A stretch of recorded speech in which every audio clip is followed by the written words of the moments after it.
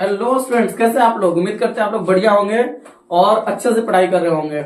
और उम्मीद करते हैं कि आप लोग जो है ना पीछे का जो दो लेक्चर हम आप लोग को प्रोवाइड किए फिजिक्स वाला है ना, वो दोनों लेक्चर आप लोग देख लिए होंगे है ना। हम उन दोनों लेक्चर में दो दो मतलब दीर्घ उत्तरीय प्रश्न को कवर करवाए हैं, जो कि 2025 बोर्ड एग्जाम के लिए काफी इंपोर्टेंट है ना।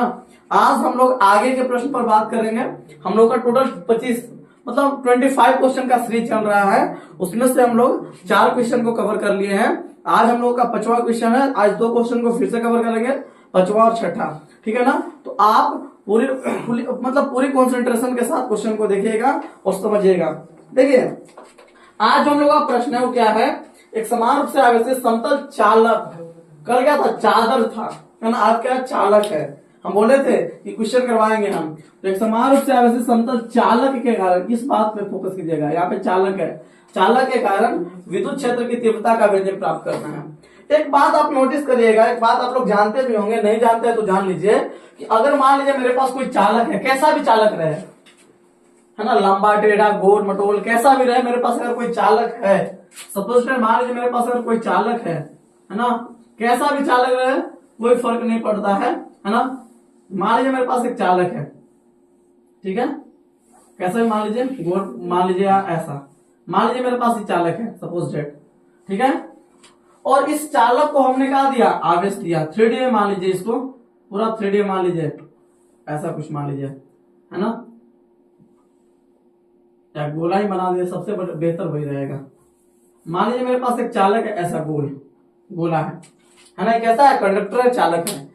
अगर मान लीजिए इसको आवेश दिया जाएगा, इस पर अगर चार्ज आएगा, अगर इस पर हम चार्ज देंगे तो चार्ज का होगा, कोई भी चालक के सतह पर फैल जाता है।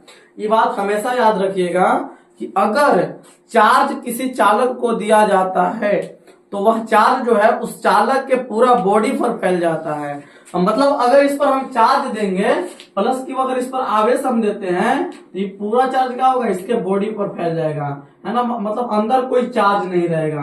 कब, जब ये चालक रहेगा तब, है कि नहीं बात, इसके अंदर कोई चार्ज नहीं रहेगा। और जब इसके अंदर कोई चार्ज नहीं रहेगा तो इसके अंदर इलेक्ट्रिक फील्ड का मान हमेशा क्या होगा, 0 होगा। ये बात हमेशा याद रखिएगा आप लोग। मतलब यहां से याद क्या रखना है, यहां से याद ये रखना है कि अगर आपके पास कोई कंडक्टर है, अगर आपके पास कोई चालक है, तो उस चालक के अंदर जो विद्युत क्षेत्र का मान होता है, विद्युत क्षेत्र की जो तीव्रता होती है वो हमेशा 0 होती है, हमेशा 0 होती है। बस इस कॉन्सेप्ट का हम थोड़ा सा इस्तेमाल करेंगे इसमें, ठीक है ना। देखिए बोल पे, अब हमको क्या बोला है, एक समान रूप से आवेशित समतल चालक है।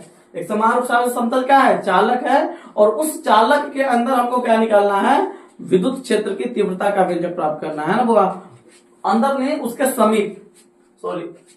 देखिए मान लीजिए मेरे पास ये चालक ऐसा कुछ था, ऐसा चालक था मेरे पास पतला सा,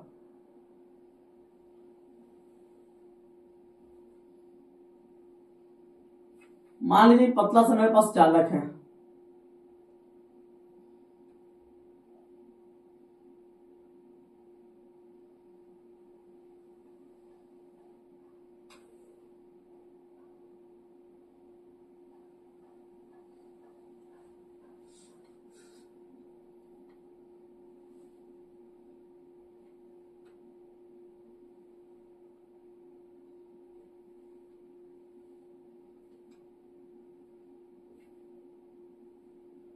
मान लीजिए ऐसा ही चालक है, 3D है पूरा, ठीक है ना। इस पर पूरा चार्ज फैला हुआ है एक समान रूप से, है ना।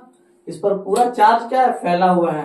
अगर ये चालक है, अगर ये चालक, इस पर मान लीजिए प्लस की चार्ज दिए और ये चार्ज है ना इस पर पूरा फैला हुआ है, तो अगर इस पर चार्ज फैलेगा हुआ, अगर चालक है तो चार्ज कहाँ फैला रहेगा पूरा, तो चार्ज पूरा रहेगा इसके सतह पर। मान लीजिए इसके सतह पर पूरा चार्ज फैला हुआ है, ठीक है जी। अब एक बात बताइएगा, पूरा बाहर है, पूरा बाहर सगरों फैला हुआ है चार्ज, इस पर भी फैला हुआ है, पूरा सतह पर है ना। और इसके वजह से मान लीजिए एक पॉइंट है ना, मान लीजिए इसके बाहर एक पॉइंट है इधर कहीं, और वहां पे हमको कहा निकालना है, विद्युत क्षेत्र की तीव्रता निकालना है।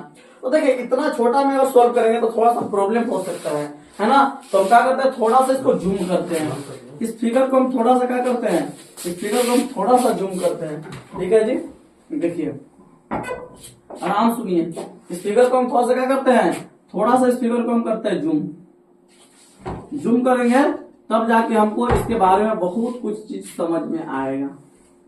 हमने क्या किया, इस फिगर को हम थोड़ा सा जूम करते हैं, बड़ा करते हैं, तो बड़ा करेंगे तो कुछ ऐसा फिगर बनेगा। आराम से देखिए बोर्ड पे, कुछ ऐसा फिगर बनेगा, है ना, ऐसा कुछ होगा। थोड़ा सा बड़ा बनाते हैं ताकि आप लोग को भी पूरा ढंग से पूरा क्लियर कॉन्सेप्ट समझ में आए, ठीक है ना, क्योंकि अगर नहीं समझ में आएगा तो फिर पढ़ने का कोई फायदा नहीं है, फिर है नहीं बात।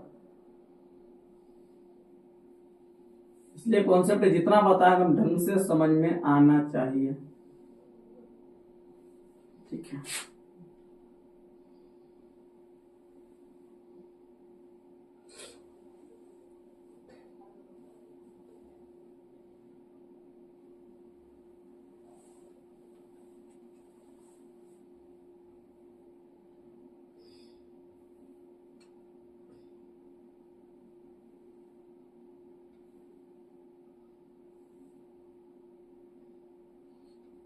चलिए ठीक है, डायग्राम ऐसा बना लेंगे हम। मान लीजिए चालक है, हम इसको जूम किए हैं,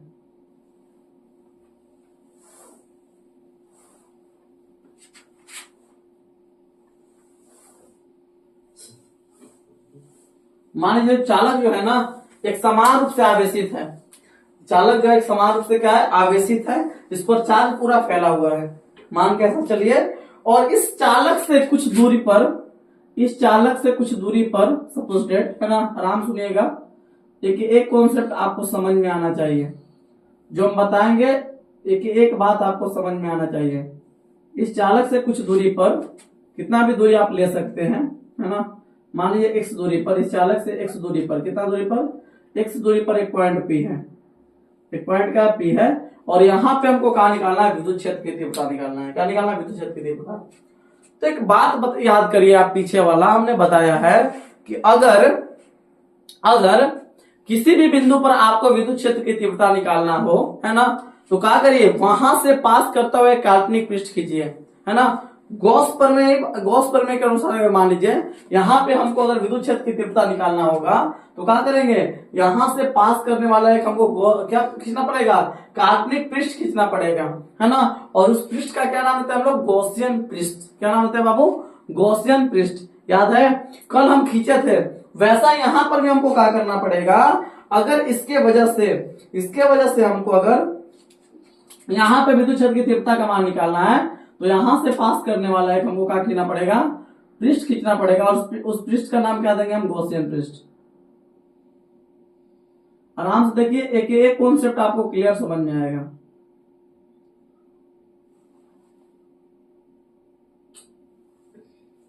ठीक है, और जैसा कि आपको हम बताएं कि गॉसियन पृष्ठ सिमेट्रिकल होता है, जितना बाहर उतना अंदर भी होगा। ठीक है, क्लियर है ये बात, क्लियर होना ही चाहिए। तो गॉसियन पृष्ठ हमने बनाया सिमेट्रिकल, बिल्कुल सिमेट्रिकल।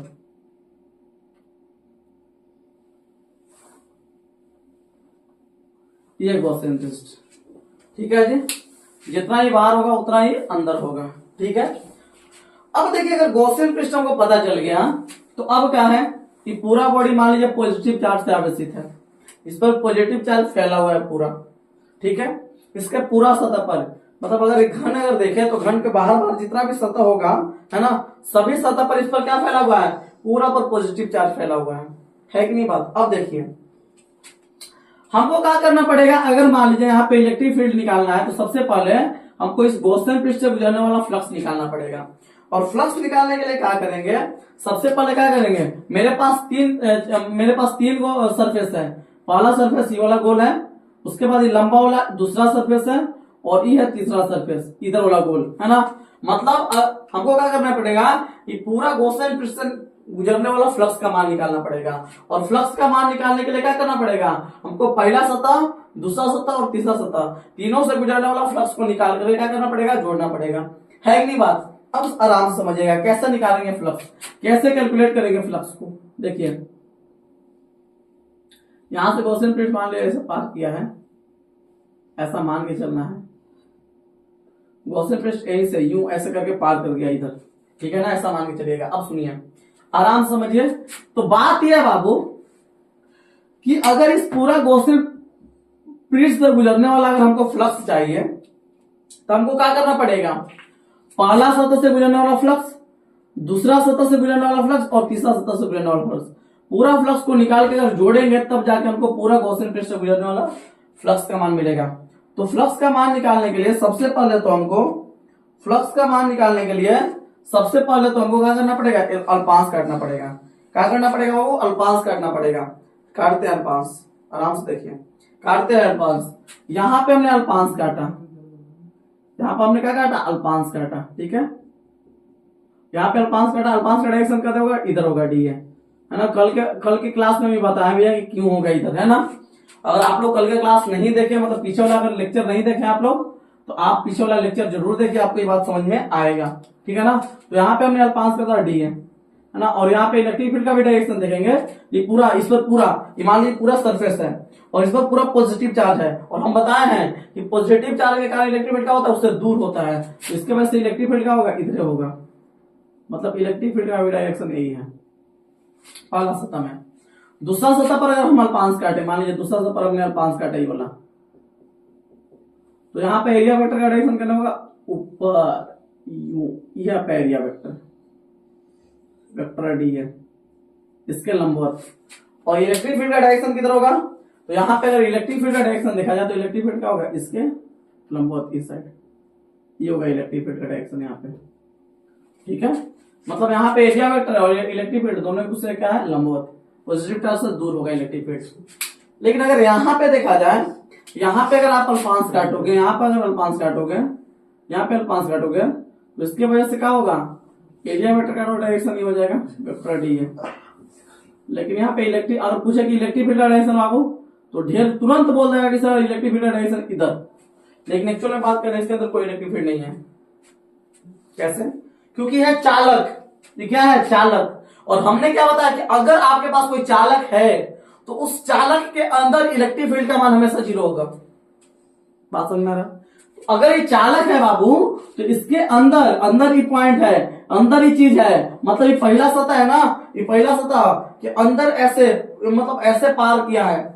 मान लीजिए ये अगर इसका सतह है ना, तो इस सतह में ऐसे पास किया है गॉसियन पृष्ठ, ऐसे पास किया है, अंदर ही तक रह गया ना, बाहर तो नहीं निकला है ना। तो अंदर यहाँ पे जो इलेक्ट्रिक फील्ड का मान होगा, यहाँ पे इलेक्ट्रिक फील्ड का मान का होगा 0 होगा, ठीक है। तो हम अब क्या लिखेंगे, इसलिए गॉसियन पृष्ठ से गुजरने वाला कुल विद्युत फ्लक्स, इसलिए गॉसियन पृष्ठ से गुजरने वाला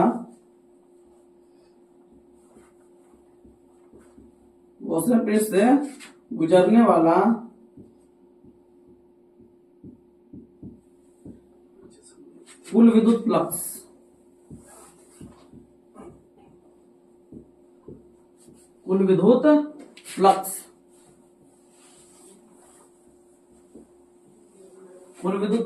फाई इक्वल टू कुल विद्युत फ्लक्स कितना, फाई इक्वल टू क्या हो जाएगा, फाई1 मतलब पहला सतह से गुजरने वाला फ्लक्स प्लस दूसरा सतह से गुजरने वाला फ्लक्स, दूसरा सतह में पूरा आ जाएगा, अंदर जो पार के पूरा सतह, ये पूरा गोल वाला जो सतह है ना, ये पूरा दूसरा सतह है। पहला सतह इधर वाला पूरा है, दूसरा ये पूरा गोल का है, और तीसरा इधर वाला है, ठीक है ना। तो तीसरा सतह कौन है, तो प्लस तीसरा सतह से गुजरने वाला फ्लक्स। अगर इन तीनों सतह से गुजरने वाला फ्लक्स को अगर निकाल के हम जोड़ दिए तो हमको पूरा गॉसियन पृष्ठ से गुजरने वाला फ्लक्स का मान पता चल जाएगा। अच्छा जी, तो यहां से अगर फाई का वैल्यू देखा जाए तो फाई1 का वैल्यू कितना हो जाएगा, तो इंटीग्रेशन क्या होता है, फाई का वैल्यू कल बताए हैं, पीछे वाला क्लास नहीं देखा तो एक बार देख लीजिएगा, आपसे रिक्वेस्ट है। ये क्या होता है, E D A cos theta, phi बराबर जो फॉर्मूला होता है E D A cos theta, है ना, जहां थीटा जो होता है ना, ई और डी ए के बीच का कोण, है ना, जहां थीटा क्या होता है, ई और डी ए के बीच का कोण। तो यहाँ पे अगर पहला सतह में बात कर रहे हैं तो पहला सतह में ई और डी ए के बीच का एंगल कितना बन रहा है, तो पहला सतह में डायरेक्शन, एरिया वेक्टर का भी डायरेक्शन इधर है, यही है, और इलेक्ट्रिक फील्ड का भी डायरेक्शन इधर है, मतलब दोनों का डायरेक्शन यहाँ सेम है, तो इन दोनों के बीच बनने वाला कोण कितना होगा, 0 डिग्री। मतलब पहला सतह पर क्या हो जाएगा, इलेक्ट्रिक फ्लक्स ई डी ए, और कोस कितना हो जाएगा, कोस हो जाएगा 0 डिग्री प्लस इंटीग्रेशन। दूसरा सतह में अगर देखा जाए तो दूसरा सतह में क्या होगा, ई डी ए तो आएगा, E into D A, E into D A, लेकिन कोस यहाँ पे थीटा का मान कितना है, तो यहाँ पे इलेक्ट्रिक फील्ड और एरिया वेक्टर दोनों के बीच एंगल क्या डिग्री है, 90 डिग्री, तो यहाँ पे कितना हो जाएगा 90 डिग्री हो जाएगा प्लस प्लस क्या प्लस क्या तीसरा सतह, तो तीसरा सतह से गुजरने वाला फ्लक्स कितना होगा, यहाँ पे तो इलेक्ट्रिक फील्ड ही 0 है, यहाँ पे इलेक्ट्रिक फील्ड क्या है 0, तो यहाँ पे इलेक्ट्रिक फील्ड अगर 0 है, आराम से सुनिए, अगर यहाँ पे इलेक्ट्रिक फील्ड 0 है तो इससे गुजरने वाला, अगर इसका मान ही 0 है तो ये पूरा का मान क्या मिलेगा 0, तो इससे गुजरने वाला पूरा फ्लक्स ही क्या होगा 0 होगा। क्लियर है। अगर यहाँ पे इलेक्ट्रिक फील्ड का मान ही 0 है तो इससे गुजरने वाला पूरा फ्लक्स का भी मान क्या होगा 0 होगा। क्लियर है। अब अगर देखा जाए यहाँ से बाबू, तो यहाँ से क्या हो जाएगा, यहाँ से बचेगा ई इंटू का बचेगा इंटीग्रेशन, अगर देखा जाए बचेगा ई डी ए, खाली बचेगा ई डी ए प्लस यहाँ पे होता है कोस 90, कोस 90, और कोस 90 का वैल्यू क्या होता है, कोस 90 का वैल्यू आप लोग पढ़ोगे, कोस 90 का वैल्यू होता है 0, और कोस 90 का वैल्यू अगर 0 है तो 0 में इससे गुना करेंगे तो पूरा वैल्यू क्या हो जाएगा 0, और ये भी 0 है तो ओवरऑल पूरा वैल्यू हो गया 0, यानी फाई का जो वैल्यू आया, आराम से अगर देखा जाए तो फाई का जो वैल्यू आया वो क्या आया, इंटीग्रेशन ई डी ए आया। इसको मिटा देते हैं, फाई का जो वैल्यू आया यहाँ से, फाई का वैल्यू कितना निकल के आया हुआ, फाई का वैल्यू निकल के आया इंटीग्रेशन। अब देखिए ये जो बचा है ना, पहला सतह से निकलने वाला फ्लक्स बचा है, तो पहला सतह से अगर देखा जाए तो पहला सतह के सभी पॉइंट पे, पहला सतह ही पूरा है, पहला सतह के कोई भी पॉइंट पर अगर जाइएगा, कोई भी पॉइंट पर चल जाइए, चाहे यहाँ चाहे यहाँ कहीं पर चल जाइए, तो सभी जगह पर क्या रहेगा, यहाँ से 40 से डिस्टेंस सब जगह पर क्या रहेगा सेम। अगर यहाँ से यहाँ तक एक्स है तो यहाँ पर भी जाएंगे तो एक्स रहेगा, यहाँ पर भी जाएंगे तो एक्स रहेगा, कहीं पर चल जाएंगे डिस्टेंस सेम रहेगा, और अगर डिस्टेंस सेम रहेगा तो इलेक्ट्रिक फील्ड का मान भी क्या रहेगा, सेम रहेगा। तो यहाँ पे इलेक्ट्रिक फील्ड का मान क्या है, कांस्टेंट, ये कहाँ निकल जाएगा बाहर, तो इसको जब बाहर निकालेंगे तो क्या हो जाएगा, इंटीग्रेशन खाली बच जाएगा डी ए। सही है। अब एक बात बताइएगा, यहाँ से क्या बताना है, आराम सुनिएगा, इसलिए यहाँ से फाई का वैल्यू कितना है, फाई बराबर, अब मान लीजिए डीए, डीए का इंटीग्रेशन होने का मतलब क्या, छोटा एरिया का इंटीग्रेशन होने का मतलब, इंटीग्रेशन का काम होता है जोड़ना, मतलब क्या होगा, इस सतह पर जितना एरिया, जितना अल्पांश कट सकता है, सबके कारण सबका अगर इंटीग्रेशन कर दें तो हमको ये पूरा एरिया मिल जाएगा, ये पूरा एरिया मिल जाएगा। समझ में आ रहा नहीं आ रहा। डीए का इंटीग्रेशन का मतलब क्या है, डीए का इंटीग्रेशन का मतलब ये है कि मतलब इस सतह पर जितना भी अल्पांश कट सकता है, सबके एरिया का योग, सबके एरिया का योग, तो सबको अगर मान लीजिए सबको अगर जोड़ेंगे तो हमको ये पूरा एरिया मिलेगा, पूरा एरिया मिलेगा। पूरा एरिया को मान लेते हैं कि पूरा एरिया कुछ समय के लिए क्या है, ये पूरा एरिया है ए, तो यहाँ से क्या हो जाएगा, यहाँ पे हो जाएगा ई इंटू ए हो जाएगा, मान लीजिए समीकरण। समझ में आ रहा है, कोई दिक्कत है ना। ये पूरा एरिया जो है ना, ये पूरा एरिया जो है ना, इतना एरिया, इस एरिया को हमने क्या माना है, इस एरिया को हमने माना है ए, कितना माना है, ए माना है, ये बात याद रखिएगा, ठीक है ना। क्योंकि जितना एरिया यहाँ है उतना यहाँ हुआ, और उतना यहाँ पे होगा। बात क्लियर है ना, उतना मोटा होगा ना, बेलन है ना, जितना मोटा यहाँ उतना मोटा यहाँ उतना मोटा यहाँ। बात क्लियर है। अगर इस एरिया को ये माने तो भी है। अब एक बात और समझिएगा, अगर गॉस प्रमेय के अनुसार चले हम, तो गॉस प्रमेय क्या बोला है, गॉस प्रमेय क्या, अच्छा एक बात और समझिएगा, मान लेते हैं, देखिए एक्चुअल में हमको पता नहीं कि चालक के ऊपर कितना आवेश फैला हुआ है, हमको कुछ पता नहीं चलेगा, क्योंकि देखिए इस गॉसियन पृष्ठ से गुजरने वाला फ्लक्स कितना होगा, है ना, कितना आवेश के कारण फ्लक्स का मान आएगा, तो जितना आवेश इसके अंदर आ रहा होगा ना, इस एरिया के अंदर जितना आवेश आ रहा होगा, उसी के वजह से क्या होगा, फ्लक्स का मान हमको पता चलेगा। हमको ऐसा नहीं है कि गॉसियन पृष्ठ से गुजरने वाला जो फ्लक्स होगा ये पूरा पृष्ठ के वजह से पता चल जाएगा, नहीं, पूरा पृष्ठ के वजह से पता नहीं चलेगा, बल्कि इस गॉसियन पृष्ठ के इतने से भाग में जितना चार्ज आएगा उसी के वजह से क्या होगा, हमको फ्लक्स का मान पता चलेगा, है ना। इसी के कारण, इतने ही चार्ज के कारण इस गॉसियन पृष्ठ से फ्लक्स निकल रहा होगा, है कि नहीं बात। तो हमको एक्चुअली में पता नहीं है कि यहाँ पे चार्ज कितना है, पता है क्या, नहीं, लेकिन हमको यहाँ का एरिया पता है कि यहाँ का एरिया ए है, तो एरिया की सहायता से चार्ज निकाल सकते हैं। हाँ, तो इनका जब इसका हमको पृष्ठीय आवेश करना तो पता रहेगा तब, तो हम मान लेते हैं कि माना कि चालक का कौन घनत्व, पृष्ठीय आवेश घनत्व,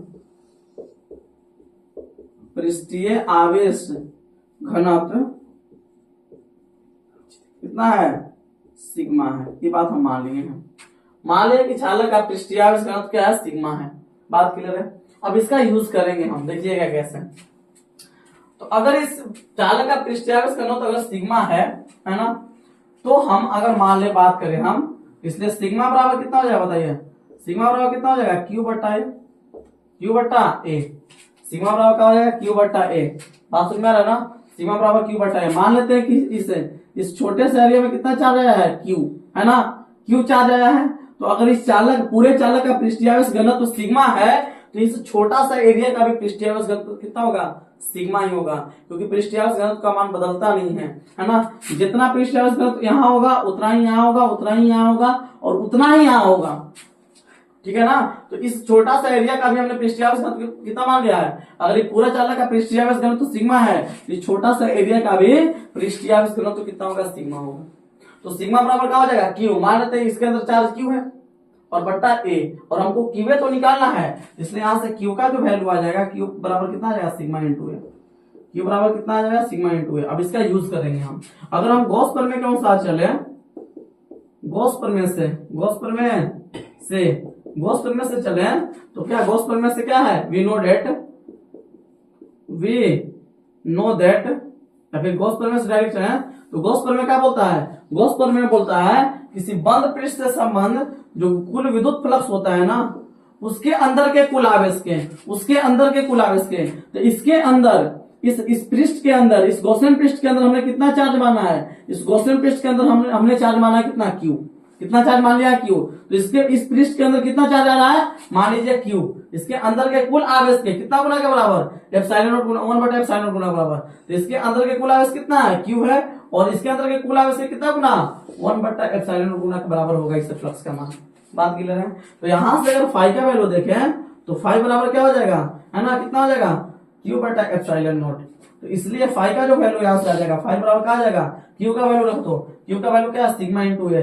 तो सिग्मा इंटू ए बटा कितना हो जाएगा, एप्सिलॉन नॉट। इसको मान लेंगे समीकरण सेकंड। अब एक बात आप खुद सोचिए, ईबी जो फ्लक्स है ना, इसी पूरा गॉसियन पृष्ठ से गुजरने वाला फ्लक्स है, और ईबी जो फ्लक्स आया ना, ये भी इसी गॉसियन पृष्ठ से गुजरने वाला फ्लक्स आया। बस फर्क क्या रहा कि इस फ्लक्स का जो मान हम निकाले हैं वो अलजेब्रा का यूज करके निकाले हैं, और यहाँ पे जो इलेक्ट्रिक फ्लक्स आया ये गॉस प्रमेय के अनुसार आया।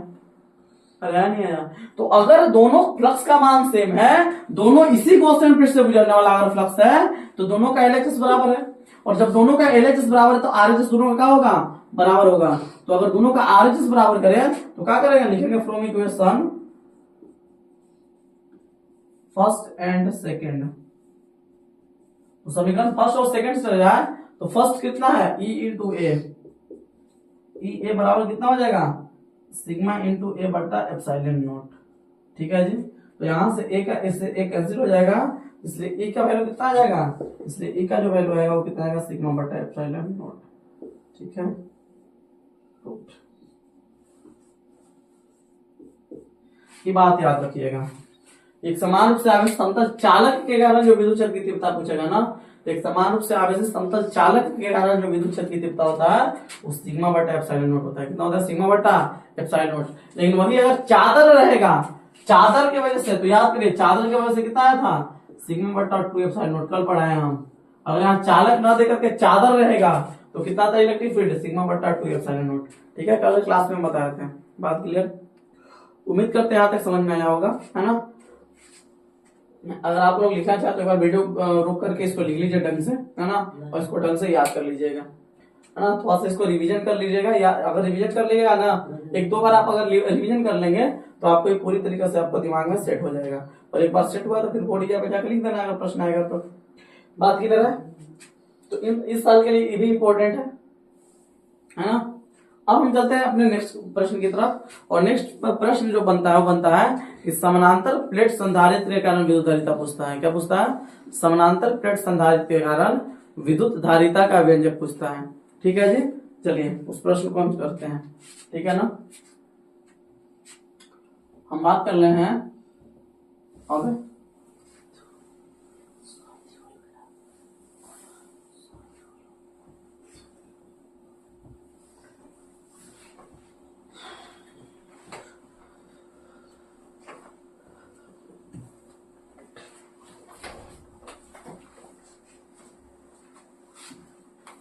हम्म,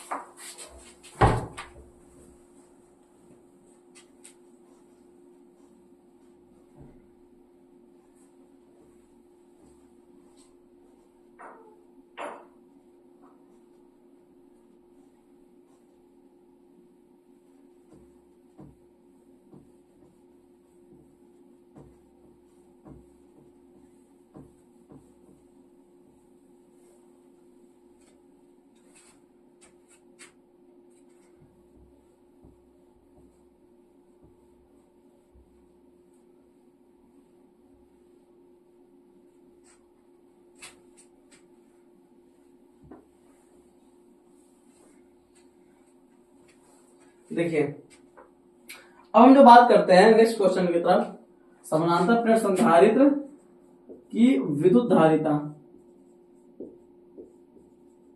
विद्युत धारिता का व्यंजक।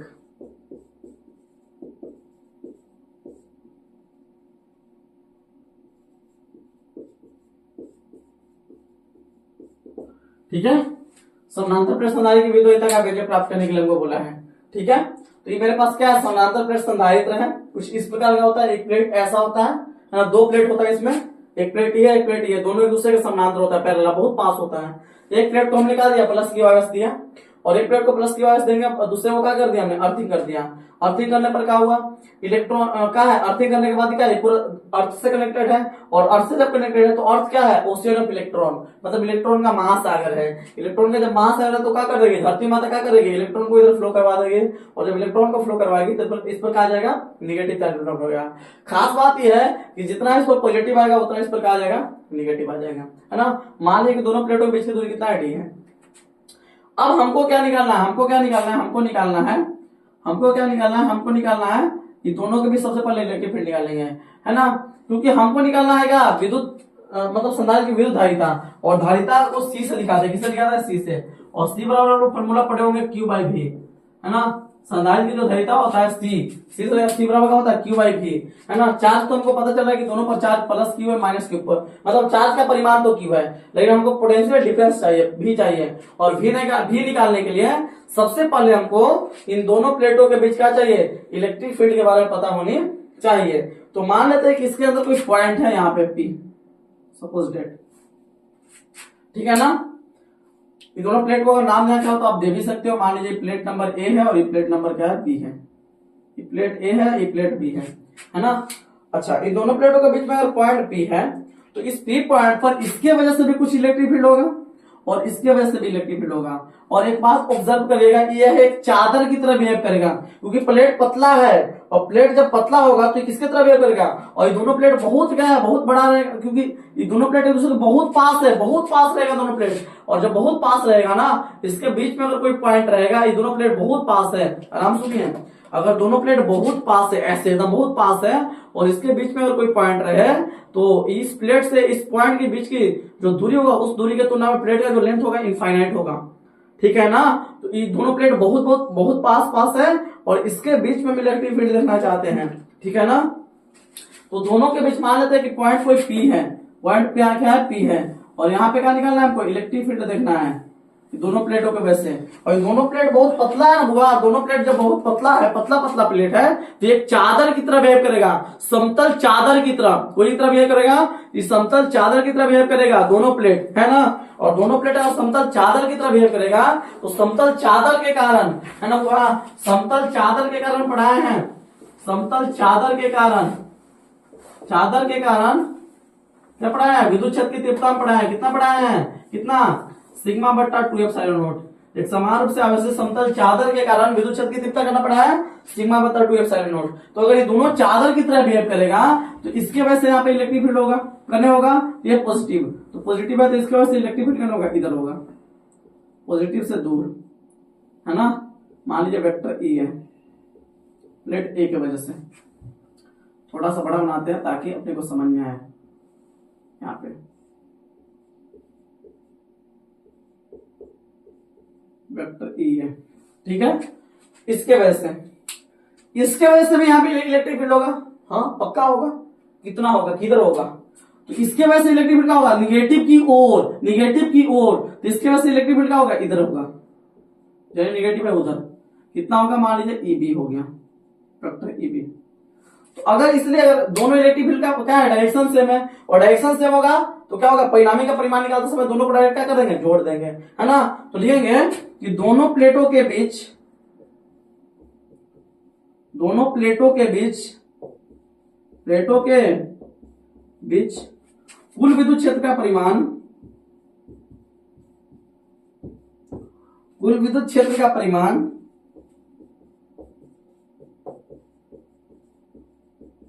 कितना हो, ई हो, कितना हो, ई हो, तो ई बराबर क्या हो जाएगा, ई बराबर हो जाएगा, दोनों का डायरेक्शन सेम है तो जुड़ जाएगा, ई बराबर क्या हो जाएगा, क्या हो जाएगा, ई ए प्लस ई बी। अच्छा ये का वैल्यू कितना होगा, ये क्या है, इसके वजह से इलेक्ट्रिक फील्ड है, और ये क्या है, एक समान समतल चादर की तरह बिहेव करेगा। तो इसका अगर पृष्ठीय घनत्व, इसका पृष्ठीय घनत्व हमने सिग्मा माना, और इसका भी पृष्ठीय घनत्व क्या रहेगा, सिग्मा रहेगा, क्योंकि दोनों का एरिया बिल्कुल सेम रहता है, दोनों का एरिया क्या रहता है, सेम रहता है, जितना बड़ा ही प्लेट उतना बड़ा ही प्लेट। तो अगर इसका पृष्ठीय घनत्व सिग्मा तो उसका भी कितना, सिग्मा, और दोनों का पृष्ठीय घनत्व जब सेम है तो इसके वजह से यहाँ पर जो इलेक्ट्रिक फील्ड होगा कितना होगा, कितना होगा, ये का जो वैल्यू होगा सिग्मा बटा 2 एप्सिलॉन नॉट, क्योंकि एक समान रूप से हमेशा समतल चादर की तरह बिहेव करेगा, और सेम ईबी चादर की तरह बिहेव करेगा, तो इसके वजह से भी यहाँ इलेक्ट्रिक फील्ड कितना होगा, सिग्मा बटा 2 एप्सिलॉन नॉट, मतलब ईबी का भी वैल्यू कितना होगा, सिग्मा बटा 2 एप्सिलॉन नॉट। और अगर जोड़ेंगे दोनों को तो कितना हो जाएगा, बोलिए 2 एप्सिलॉन नॉट हो जाएगा, तो कितना हो जाएगा, हो जाएगा sigma plus sigma, sigma plus sigma, and sigma sigma क्या, सिग्मा 2 सिग्मा बटा कितना हो जाएगा, 2 एप्सिलॉन नॉट, 2 सिग्मा बटा 2 एप्सिलॉन नॉट, 2 से 2 कैंसिल हो जाएगा, इसलिए यहाँ पे दोनों प्लेटों के बीच जो नेट इलेक्ट्रिक फील्ड निकल के आया, ई बराबर कितना निकल के आया, वो सिग्मा बटा एप्सिलॉन नॉट। चलिए ये तो मिल गया, लेकिन हमको इलेक्ट्रिक फील्ड नहीं चाहिए, हमको चाहिए पोटेंशियल डिफरेंस, तब जाकर धारिता मिलेगा, है ना।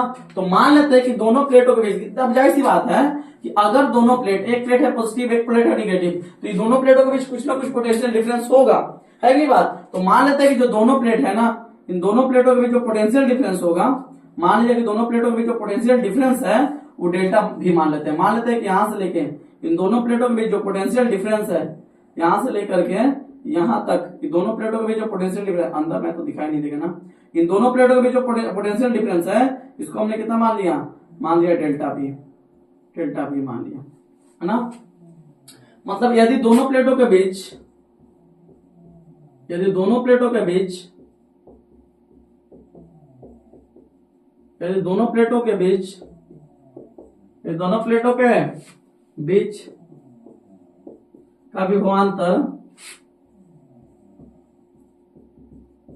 कितना हो, डेल्टा भी, डेल्टा भी हो तो कितना, डेल्टा भी बराबर फॉर्मूला पढ़े होंगे, एक डेल्टा भी बराबर एक फॉर्मूला पढ़े होंगे, याद होगा आप लोग को, डेल्टा भी बराबर कितना, ई इंटू डेल्टा एक्स,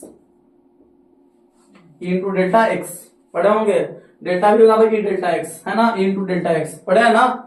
ये क्या है, इलेक्ट्रिक फील्ड, ये इलेक्ट्रिक फील्ड, और डेल्टा एक्स क्या होता है, डेल्टा एक्स होता है दोनों, मतलब जिसके बीच आप पोटेंशियल डिफरेंस देख रहे हो वो डिस्टेंस, है ना। तो यहां से डेल्टा भी बराबर क्या हो जाएगा, E into delta x, delta भी बराबर क्या हो जाएगा, ई इंटू डेल्टा एक्स, है ना, याद रखिएगा। तो यहां से डेल्टा भी बराबर क्या हो जाएगा, इसलिए डेल्टा भी बराबर क्या हो जाएगा, ई का वैल्यू कितना है, तो सिग्मा बटा एप्सिलॉन नॉट आया है, into delta x, delta x किसके बीच आप पोटेंशियल डिफरेंस देख रहे हो, इन दोनों प्लेटों के बीच, और इन दोनों प्लेटों के बीच की दूरी कितना है, डी, तो यहाँ पे डेल्टा एक्स की जगह पर कितना आ जाएगा, डी आ जाएगा, है ना, कोई दिक्कत। तो यहां से अच्छा सिग्मा का अगर वैल्यू निकालना चाहें तो मान लेते हैं कि जो दोनों प्लेट है, इन दोनों प्लेट का एरिया ए है, मान लेते हैं कि जो प्लेट है, आराम सुनिएगा, मान लेते हैं कि जो प्लेट है, ये जो प्लेट है इसका एरिया भी ए है, और ये जो प्लेट है ना, ये जो प्लेट है ना इसका भी एरिया हमने ए माना, कितना मान लिया, एरिया ए मान लिया। तो अगर दोनों का एरिया अगर ए है तो हम अगर यहाँ से सिग्मा बराबर निकालना चाहें तो चूंकि सिग्मा बराबर क्या होता है, सिग्मा बराबर होता है क्यू अपॉन ए, क्यू अपॉन ए, सिग्मा बराबर क्या होता है, क्यू अपॉन ए, है ना। इस पर चार्ज पूरा क्यू है, क्यू है, और इसका एरिया ए है, तो इसका पृष्ठीय आवेश घनत्व तो कितना हो जाएगा, सिग्मा बराबर क्यू बटा ए हो जाएगा।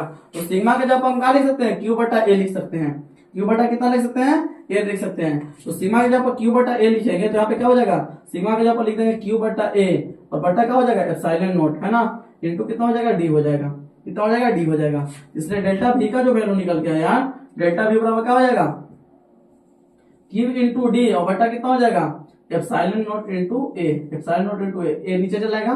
ठीक है, डेल्टा भी का वैल्यू मिल गया, है ना। अब मान लेते हैं कि जो संधारित्र है इसका धारिता सी है ना। यहाँ पे लिखेंगे यदि समानांतर प्लेट संधारित्र की विद्युत धारिता, यदि समानांतर प्लेट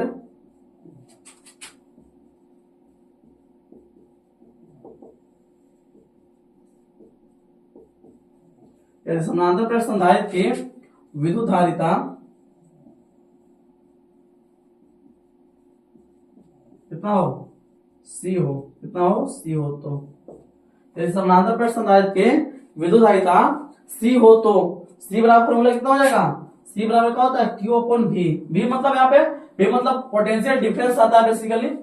भी का मतलब क्या, पोटेंशियल डिफरेंस। यहाँ पे पोटेंशियल डिफरेंस कितना माना है, डेल्टा भी, तो यहाँ पे क्यू अपॉन क्या हो जाएगा, डेल्टा भी हो जाएगा। तो यहाँ पे क्यू अपॉन डेल्टा भी का वैल्यू कितना है, डेल्टा भी का वैल्यू है क्यू इंटू डी बटा एप्सिलॉन इंटू ए, क्यू इंटू डी बटा एप्सिलॉन नॉट इंटू ए, है ना। तो क्यू से क्यू कैंसिल हो जाएगा, ऊपर चला जाएगा, इसलिए यहाँ से जो सी का वैल्यू आएगा वो आएगा एप्सिलॉन नॉट इंटू ए बटा कितना जाएगा, डी आ जाएगा। ठीक है जी, याद रखिएगा। सी बराबर क्या आ गया, एप्सिलॉन नॉट इंटू ए बटा डी, एप्सिलॉन नॉट इंटू ए बटा डी। उम्मीद करते हैं आप लोग को समझ में आया होगा, ढंग से पूरा कॉन्सेप्ट समझ में आया होगा, है ना। अगर इसके बाद में अगर कोई डाउट रहता है तो आप लोग जरूर बताइए कमेंट बॉक्स में, है ना। और जो कंटेंट कैसा लग रहा है ना, एक बार कमेंट बॉक्स में ये भी बताइएगा, है ना, कि आपको मेरे द्वारा पढ़ाया गया कंटेंट समझ में आ रहा है, नहीं आ रहा है। एक बार रिस्पॉन्स जरूर दीजिएगा, क्योंकि आपका फीडबैक हमको बहुत, हमारे लिए बहुत महत्वपूर्ण है ना। आपका फीडबैक ही हमारे आगे की जर्नी को तय करेगा। ठीक है, तो आप लोग अपना फीडबैक जरूर दीजिएगा। कंटेंट कैसा लग रहा है, समझ में आ रहा है, नहीं आ रहा है। अगर कंटेंट मेरे द्वारा पढ़ाया गया कंटेंट अगर आपका किसी भी तरह से हेल्प कर रहा है, कोई मदद कर रहा है, तो आप इसको एक बार अपने फ्रेंड सर्कल में शेयर जरूर कीजिएगा। और इसके साथ साथ वीडियो को, है ना, लाइक कीजिएगा और चैनल को सब्सक्राइब करना नहीं भूलिएगा, है ना। चलिए, तो आज के लिए इतना ही रहने देते हैं। बाकी का जो क्वेश्चन है हम नेक्स्ट लेक्चर में कवर करेंगे। तो आज के लिए इतना ही। Good bye, best of luck, thank you.